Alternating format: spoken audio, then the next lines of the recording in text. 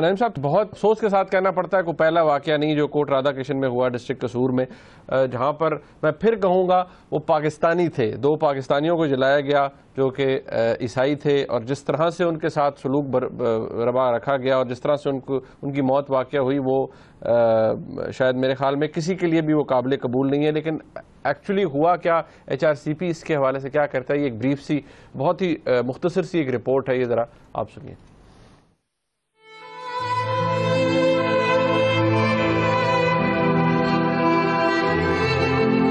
کیا اس ملک میں کوئی قانون ہے بھی یا نہیں؟ کیا صرف الزام ہی موت کا پروانہ ہوگا، اور وہ بھی زندہ جلا کر؟ مسیحی برادری سے تعلق رکھنے والے میاں بیوی پر توہین کا الزام ہی کافی تھا، جس نے مشتعل ہجوم کو انسانیت کے بخیے بھی اڑھنے پر آمادہ کر دیا۔ کوٹ رادھا کرشن میں بھٹے پر کام کرنے والے میاں بیوی شہزاد اور شمع کا قصور نہ جانے کیا تھا، لیکن انہیں اس کی سزا بہت بھیانک ملی۔ انسانی حقوق کمیشن برائے پاکستان کے مطابق اس بات کے ثبوت نہیں ملے کہ توہین قرآن کا کوئی واقعہ ہوا، بلکہ ان کا اور دیگر ذرائع کا کہنا یہ ہے کہ یہ روپے پیسے کے لین دین کا تنازع تھا، جس میں اقلیتی ہونے کی وجہ سے توہین قرآن کا الزام لگا کر بجائے اس کے کہ قانون نافذ کرنے والے اداروں تک معاملہ لایا جاتا، ان میاں بیوی کو بھٹی میں زندہ جھونک دیا گیا۔ کیا اس ملک میں اقلیتوں کے لیے کوئی جگہ نہیں؟ کیا اقلیتوں کے ساتھ قائد اعظم کے پاکستان میں اسی طرح سے ہجوم خود ہی جج، مدعی اور سزا دینے والا بنا رہے گا؟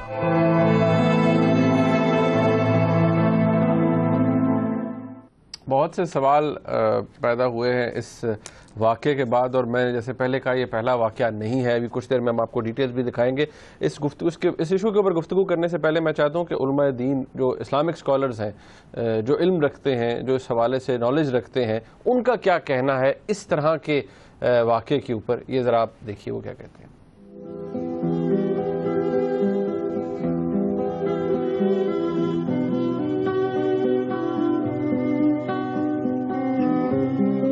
انسانیت کی تذلیل کی گئی اور انتہائی اندوہناک اقدام کیا گیا ہے جو کسی بھی طور پہ ایک اسلامی ملک میں رہنے والے غیر مسلموں کے ساتھ اس طرح روا نہ تھا۔ اگر مسلمان اس سلسلے کے اندر کوئی زیادتی والا کام کرتے ہیں اور ازہد ان سے انتقام لینے کی جستجو کرتے ہیں تو یہ بات ان کی بالکل خلاف دین، خلاف قرآن و سنت اور خلاف شریعت ہے۔ مجھے نہیں لگتا کہ ان 800 لوگوں میں سے کوئی انسان بھی تھا، وہ گرنا کوئی ایک انسان تو کہتا کہ آؤ ان بچوں کو بچا لیں۔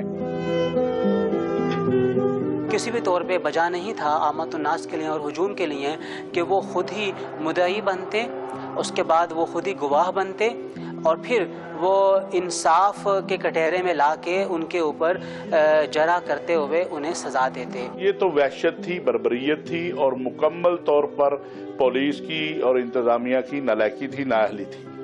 اسلام تو کسی ایک شخص کے قتل کو پوری انسانیت کا قتل کہتا ہے۔ عدالتوں کی بھی میں سمجھتا ہوں اس میں تضحیق کی گئی ہے۔ اگر انہوں نے قرآن مجید کی توہین کا ارتکاب کیا ہے تو پھر بھی بندے نے زیادتی کی ہے، اس لیے کہ اس نے عدالت کو اور قانون کو اپنے ہاتھ میں لینے کی جستجو کی۔ یہاں 3 قتل ہوئے ہیں، 2 ایک عورت کا، ایک مرد کا، اور ایک جو بچہ تھا اس عورت کے پیٹ میں، تو اس کی تو سزا میں سمجھتا ہوں کہ ان کو جتنی بار بھی لٹکایا جائے اتنی بار کم ہوگا، ان کو نشان عبرت بنانا ہوگا۔ یہ بات ثابت ہو جائے کہ الزام جھوٹا تھا، زیادتی کا مبنی تھا اور اس کے اندر ذاتی اغراض و مقاصد تھے، تو میں یہ بات سمجھتا ہوں پھر اس نے خود قرآن مجید کی توہین کی اختراع کی، تو جو سزا اس نے ان کو دی ہے، اگر یہ آگ سے تو نہیں زیادہ ہونا چاہیے، لیکن میں سمجھتا ہوں کیپٹل پنشمنٹ تک بھی اگر دی جائے تو اس میں کوئی قباحت والی بات نہیں ہے۔ اگر جوزف کالونی کے لوگوں کے مجرموں کو سزا ہوئی ہوتی، رمشا کے مجرموں کو سزا ہوئی ہوتی، تو ممکن ہے یہ واقعہ نہ ہوتا۔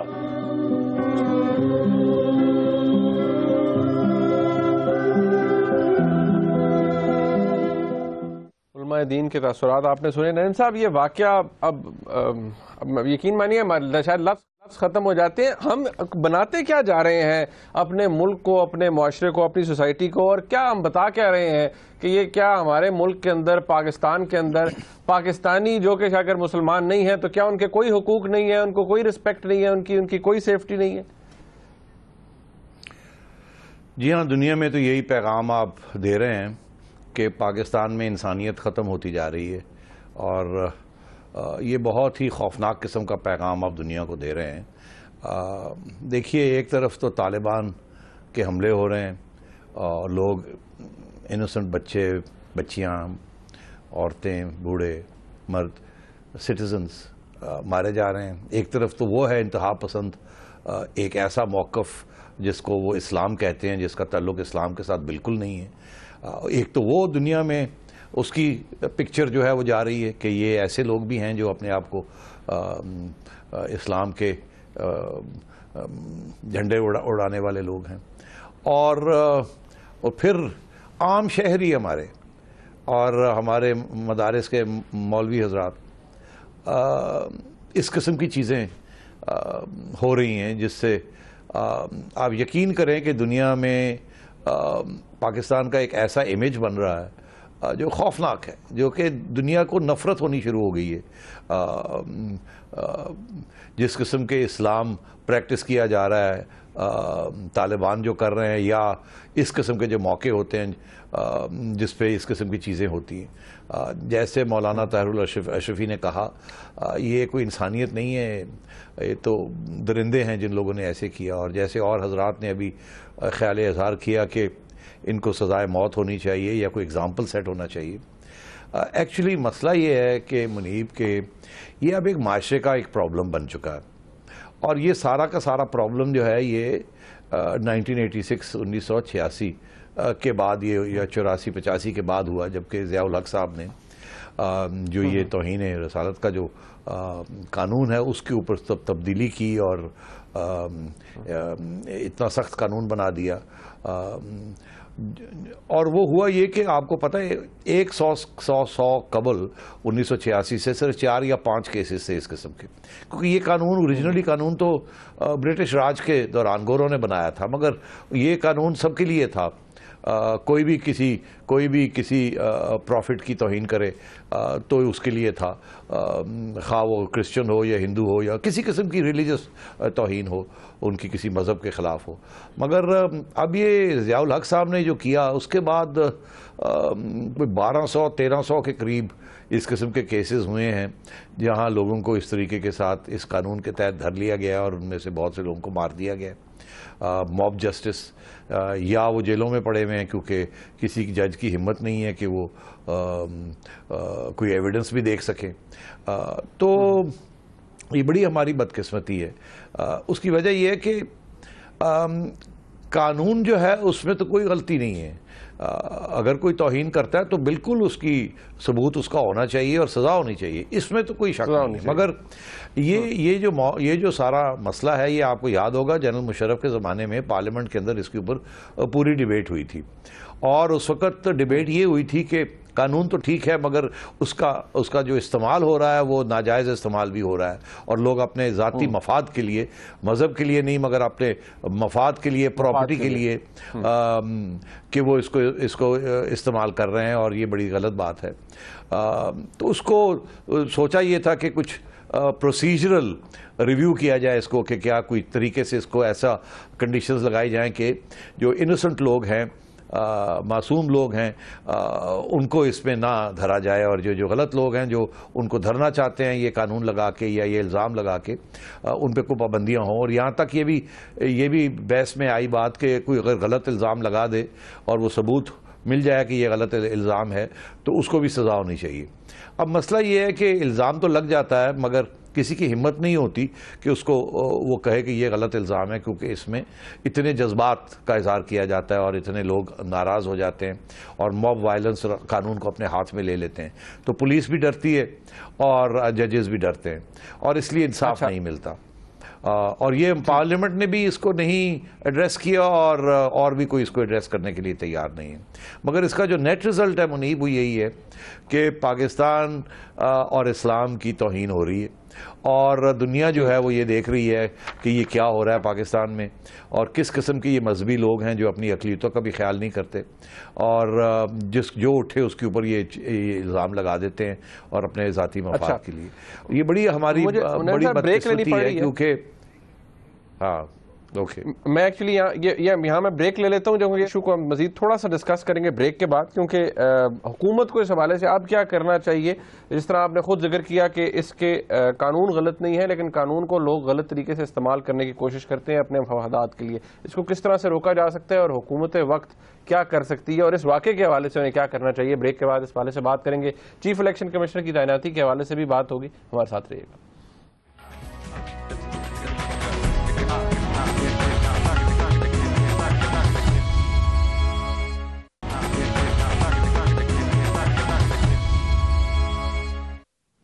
ایک دفعہ پھر آپ کو خوش آمدید کہتے ہیں. بریک سے پہلے جو واقعہ پیش آیا ناخوشگوار جسے کہا جائے اور جس کی جتنی بھی مذمت کی جائے وہ کم ہے، جو کہ ڈسٹرکٹ قصور میں کوٹ رادھا کرشن کے مقام پر پیش آیا. نائن صاحب، بات یہ ہے اب اس وقت ہماری حکومت کی طرف سے فوری طور پر اعلان کر دیا جاتا ہے کہ جی ہم اتنا کمپنسیشن دیں گے، 50 لاکھ روپیہ دیں گے، اتنے ایکڑ اراضی آپ کو مل جائے گی، لیکن اس مسئلے کا سدباب نہیں کیا جا سک رہا. اور یہ کوئی پریکٹس ایسی ہے جو کہ رک بھی نہیں رہی.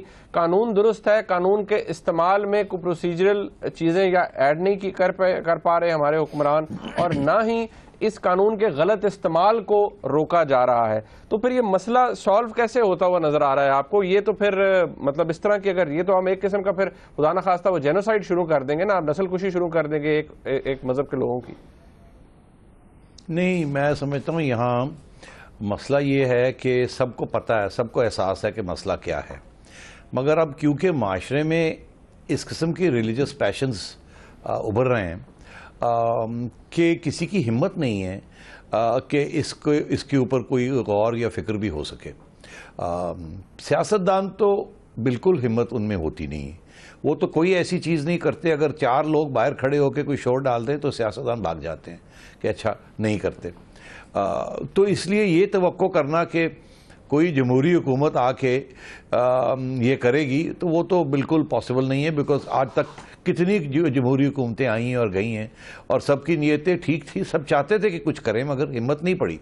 ہمت اس لیے نہیں پڑی، اور میں بڑی کھلی بات کر رہا ہوں کہ ہمارا میڈیا بھی اس کو سپورٹ نہیں کرتا. اگر ہمارے میڈیا کا سپورٹ ہو کہ بالکل یہ حکومت کو کرنا چاہیے، کوئی کارروائی کرنی چاہیے، جو غلط الزام لگاتے ہیں ان کے لیے قانون ہونے چاہیے اور وہ قانون امپلیمنٹ ہونے چاہیے، اور جب وہ امپلیمنٹ ہوں تو جو لوگ اس کو تنقید کرتے ہیں ان کی آواز کو بلند نہ ہونے دیا جائے اور صحیح قانون کی اپلیکیشن ہو، تو پھر بھی بات آگے بڑھ سکتی ہے. مگر یہاں تو یہ ہے منیب کہ اگر کسی کے اوپر یہ الزام لگ جاتا ہے تو آپ سمجھیں وہ فارغ ہو گئے.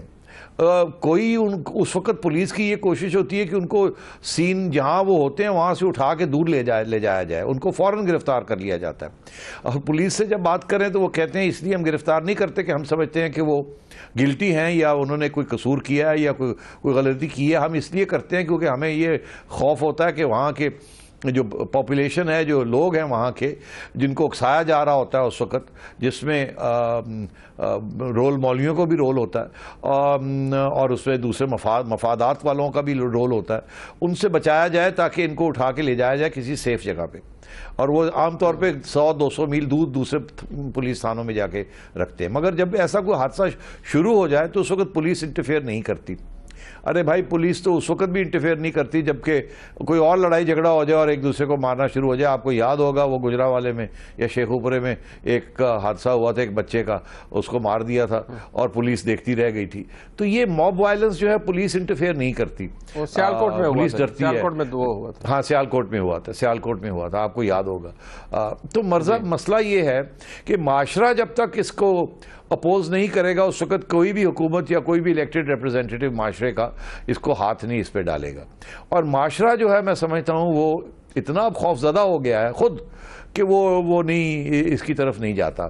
اور اگین میں یہ کہوں گا کہ اگر میڈیا کے اندر اتفاق ہو کہ اس کو نہیں سپورٹ کرنا اور ایک ہی آواز سے حکومت کو تکڑا کرنا ہے، اور جو اس قانون کے پروسیجر کس طریقے سے یہ بات آگے بڑھتی ہے یا لا آف ایویڈنس، یہ ساری چیزوں کو تکڑا کرنا ہے تاکہ جن لوگوں نے توہین کی ہے ان کو سزا ہو اور جن لوگوں نے نہیں کی اس کے پیچھے کیا سازش ہے کیا نہیں ہے اس کو سامنے لایا جائے, اس کو ننگا کیا جائے.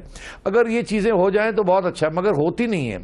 ہمارا جو ملک ہے اور ہمارے مسلمان جو ہیں, آپ دیکھیں کسی اور ملک میں مجھے اس قسم کی, مسلمان ممالک میں مجھے اس قسم کی موب وائلنس نظر نہیں آتی.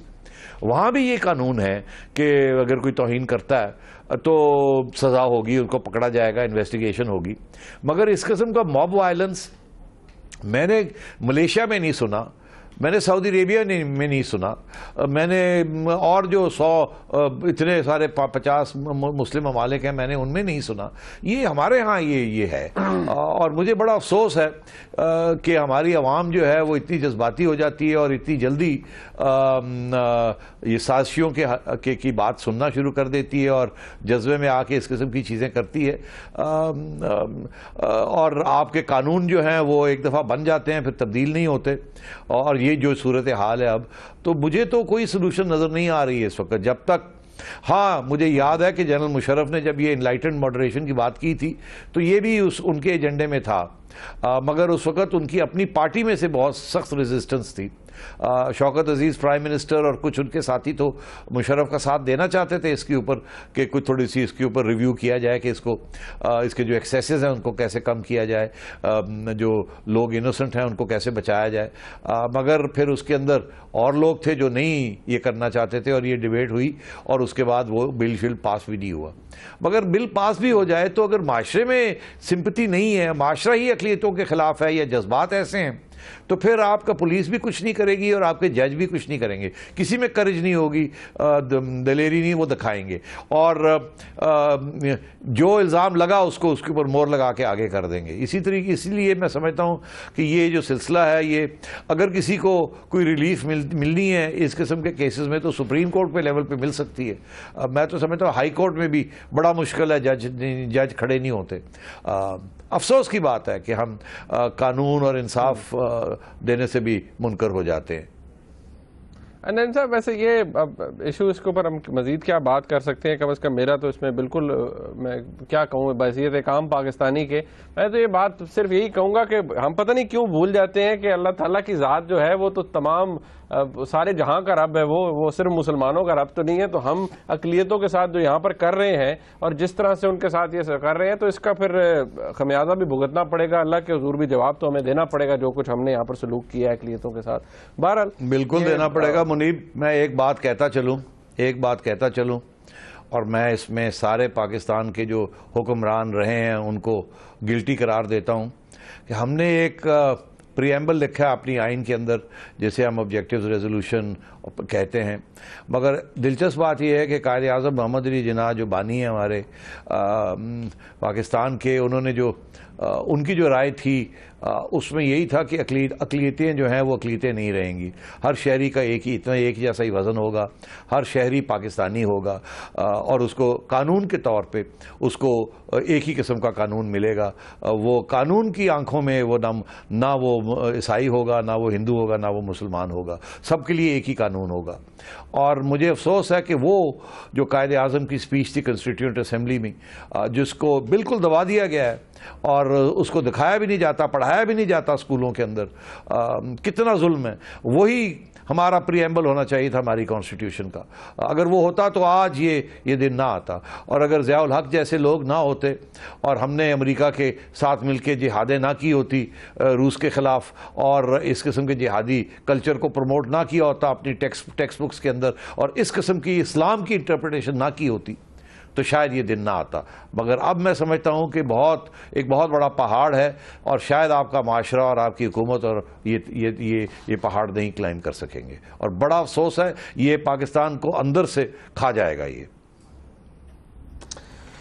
یہ جو ڈسکشن ہمارے ناظرین کے سامنے ہوئی, نیچرلی کوئی بھی جو پاکستانی ہے اس کے لیے یہ کوئی اتنی اچھی خوشی کی بات نہیں ہوتی, بلکہ یہ باتیں سن کے دکھ ہی ہوتا ہے. لیکن ہمارا مقصد یہاں پر صرف یہ ہوتا ہے کہ کم از کم ان لوگوں کی آواز ضرور اٹھائی جائے جو کہ پاکستانی ہیں, اسی اللہ کی مخلوق ہیں جس کی ہم ہیں. تو تفریق نہ رکھی جائے, ان کو بطور پاکستانی بطور انسان ٹریٹ کیا جائے. انوسنٹس کا جو لوگ جن کا قصور نہیں ہے, کم از کم ان کا کوئی سہارا ضرور بنے. تھوڑا آگے چلتے ہیں. نعیم صاحب, چیف الیکشن کمشنر کی اپوائنٹمنٹ کے حوالے سے ذرا بات ہو جائے.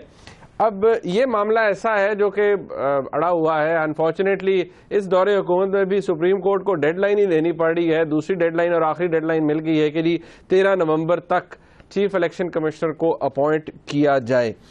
اب جو نام سامنے آئے ہیں وہ بڑے سارے ہی قابل احترام نام ہیں. پاکستان مسلم لیگ نون کی حکومت کی طرف سے 3 نام سامنے آ چکے ہیں، جس میں جناب جسٹس تصدق جیلانی صاحب جو کہ فارمر چیف جسٹس ہیں ان کا نام ہے، سعید الزماں صدیقی صاحب کا نام ہے، رانا بھگوان داس صاحب کا نام ہے، پاکستان پیپلز پارٹی کی طرف سے طارق پرویز صاحب کا نام ہے اور اجمل میاں صاحب کا نام ہے، جبکہ پاکستان تحریک انصاف اور جماعت اسلامی جسٹس ریٹائرڈ ناصر اسلم زاہد صاحب کے نام کے اوپر انہوں نے ان کو پرپوز کیا ہے.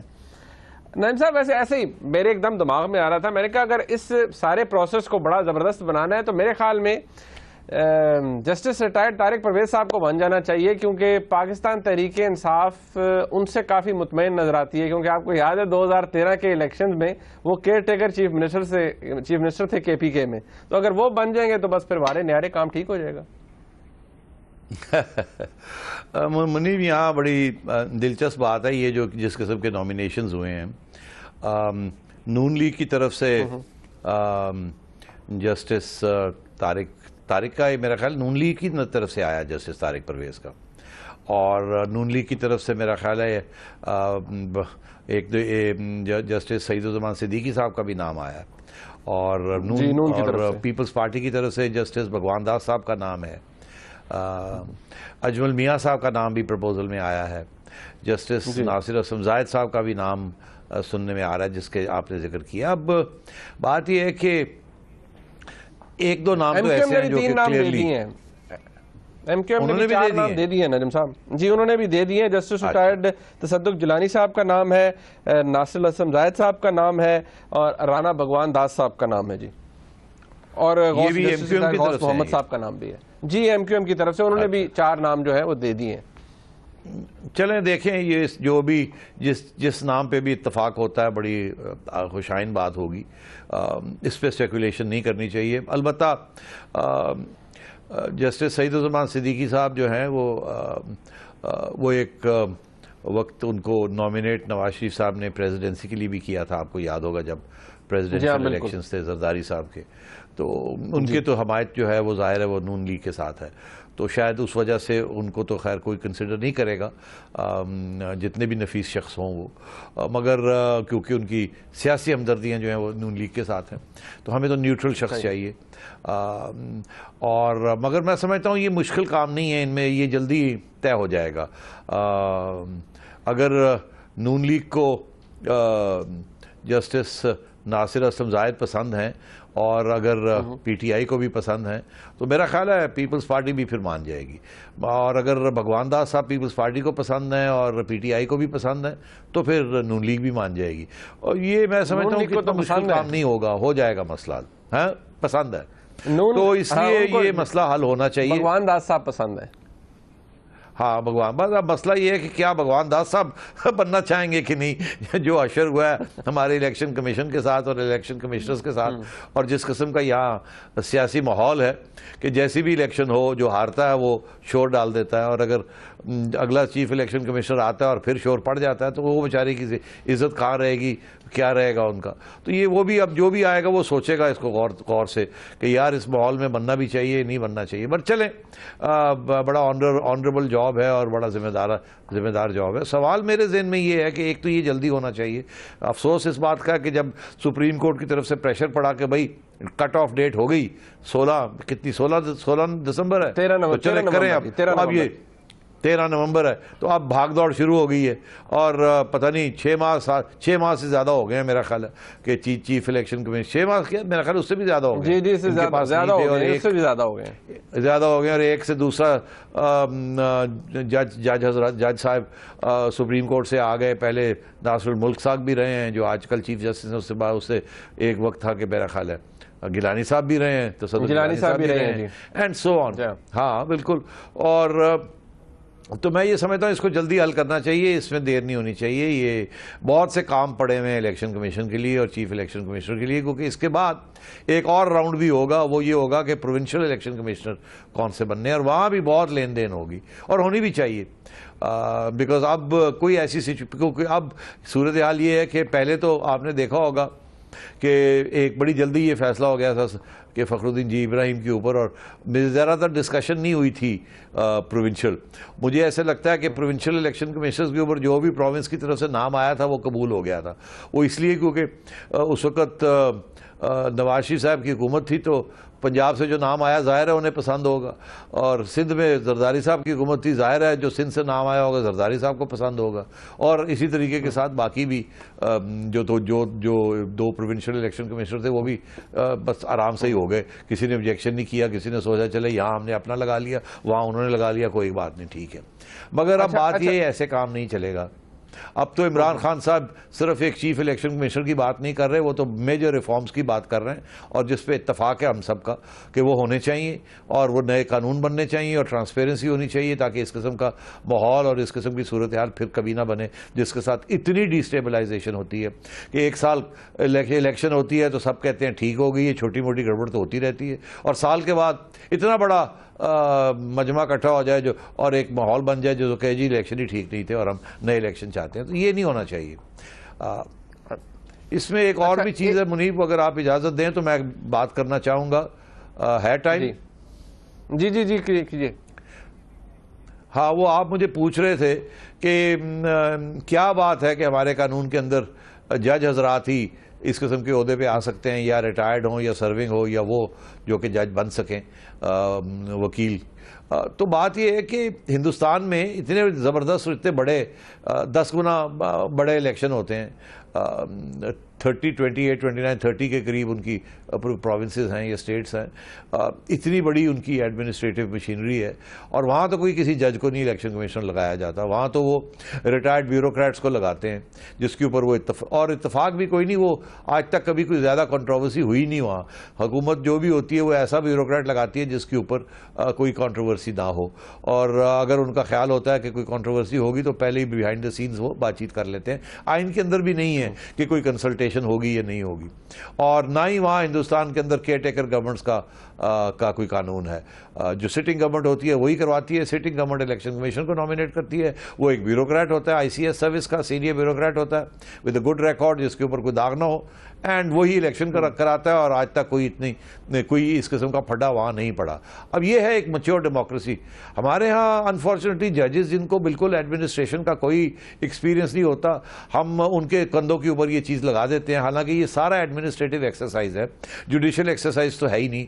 جوڈیشل ایکسرسائز تو عدالتیں کرتی ہیں، یہ ٹرائیبیونلز کرتی ہیں جس کے اندر ججز ہوتے ہیں. تو یہ یہاں تو ایڈمنسٹریٹر ہونے چاہیے، یہاں تو سول سرونٹس ہونے چاہیے یا جنرلز ہونے چاہیے. اگر آپ کو سول سرونٹ نہیں ملتا تو جرنیل ہی کوئی لگا دیں یار، اگر آپ کو اپنے سویلینز کے اوپر اعتماد نہیں ہے. تو میں یہ کہہ رہا ہوں کہ یہ جو سارا ماحول بنا ہوا ہے نا کہ جی جج ہی بنے گا، یہ بھی مجھے تو اب میں تو سمجھتا ہوں کہ ہمارے اس کو بھی تبدیل ہونا چاہیے. ہمیں کھلنا چاہیے اور ہمیں کمپیٹنٹ لوگ ڈھونڈنے چاہیے جن کو ایڈمنسٹریشن کا پتہ ہو، ایڈمنسٹریشن کی باریکیوں کا پتہ ہو. یہ جج حضرات کو ان چیزوں کا نہیں پتہ ہوتا، وہ تو اپنی چیمبر میں بیٹھ کے فیصلے قانون کے مطابق فیصلے کرتے ہیں، انہیں کیا پتا کہ کسی چیز کو کیسے چلانا ہے. تو یہ بھی تبدیلی ہونی چاہیے. We should learn from the Indian experience. ٹھیک. اچھا نعیم صاحب، ایک اس کے اندر بات یہ ہے کہ ابھی چلے آپ نے وہ تو خیر آپ نے آلریڈی جواب دے دیا اس بات کا. ایک یہاں پر آرگومنٹ یہ بھی ہے جو کہ پاکستان تحریک انصاف کی طرف سے بھی آ رہا ہے، پیپلز پارٹی بھی اس کی حمایت کر رہی ہے کہ جی یہ جو الیکشن کمیشن کی کمپوزیشن ہے اس وقت، یعنی کہ 4 وہ members of the election commission, کیونکہ وہ بھی کنٹروورشل بقول ان کے ان جماعتوں کے لیے ہو چکے ہیں، لہذا تشکیل 9 کی جائے. اب ایک وہاں پر آئینی ڈیڈ لاک پڑ جاتا ہے کیونکہ ان لوگوں کو آپ نکال نہیں سکتے انلیس کہ آپ وہ 209 کا پروسیجر نہ اڈاپٹ کریں. تو یہ پھر خالی ایک چیف الیکشن کمشنر اگر نئے لگ گئے اور باقی ممبرز وہی ہوئے کیونکہ ابھی تک ان کی میعاد باقی ہے، تو پھر یہ معاملہ آگے کیسے چلے گا؟ معاملہ نہیں چلے گا آگے. وہ سارے کے سارے چاروں کے چاروں کنٹروورشل ہیں. میں آپ سے عرض کروں یہ کانسٹیٹیوشنل امینڈمنٹ کرنی پڑے گی. یہ اتنا اہم مسئلہ ہے کہ اس کے اندر کانسٹیٹیوشنل امینڈمنٹ ہونی چاہیے. ساری جماعتیں بیٹھ کے پہلے یہ فیصلہ کریں کہ جی کیا الیکٹرل ریفارم ہونی ہے اور ایک ہی بل کے تحت وہ سارا کچھ ہو جائے اس میں, جس میں یہ جو مسئلہ آپ نے کھڑا کیا ہے اس کا بھی حل ہو. تو ان کی بھی جو نامینیشن ہے اسی طریقے سے ہو جیسے کہ چیف الیکشن کمشنر کی ہوتی ہے. اور میں سمجھتا ہوں کہ سپریم کورٹ نے یہ کہا ہے کہ 13 تاریخ تک یہ ہو. گورنمنٹ کو پارلیمنٹ کے اندر اتفاق کر کے سب سیاسی جماعتوں سے ایک ریزولوشن پاس کر کے جس کے بیسس کے اوپر سپریم کورٹ کو اپروچ کیا جائے اور کہا جائے کہ جی ہم سمجھتے ہیں کہ یہ جو آپ نے کہا کہ CEC لگا دیں اور باقی چیزیں رہنے دیں, آپ ہمیں موقع دیں, ہمیں تھوڑا سا وقت دیں, ہم بیٹھ کے ایک کانسٹیٹیوشنل امینڈمنٹ تیار کر رہے ہیں, ہمیں تھوڑا سا اور وقت دے دیں.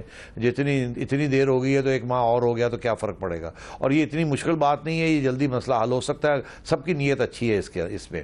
اگر یہ کر دیا, چیف الیکشن کمشنر لگا دیا اور وہ یہ 4 پروونشل الیکشن کمشنرز کو آپ تبدیل نہ کر پائے اور یہ سلسلہ ایسے ہی چلتا رہا تو میں سمجھتا ہوں وہ چیف الیکشن کمشنر کام نہیں کر سکے گا. ٹھیک ہے, وقت اب ختم ہو گیا. آلدو یہ ایک بحث ضرور ابھی جاری ہے کہ یہ جو الیکشن کمشنر ہیں یہ بے شک نئے آ جائیں, لیکن جب تک اختیارات ٹھیک درست نہیں ہوں گے, ان کے پاس مکمل اختیارات نہیں ہوں گے, کیا وہ ڈیلیور کر سکیں گے یہ نہیں. پاکستان تحریک انصاف نے ایک بڑا لمبا ریفارمز کا ایک پروپوزل دیا ہوا ہے میرے خیال میں, جیسے کچھ دیر پہلے نجم صاحب نے بھی کہا کہ اس کو اڈاپٹ ضرور کرنا چاہیے. الیکٹورل ریفارم یعنی کہ الیکشن سے related reforms, election commission of Pakistan کے اندر ریفارم ضرور ہونے چاہیے. اس پروگرام میں اب تک کے لیے اتنا ہی. آج کا فیڈ بیک ہمیں ضرور دیجیے گا. دیکھنے کا بہت شکریہ. خدا حافظ.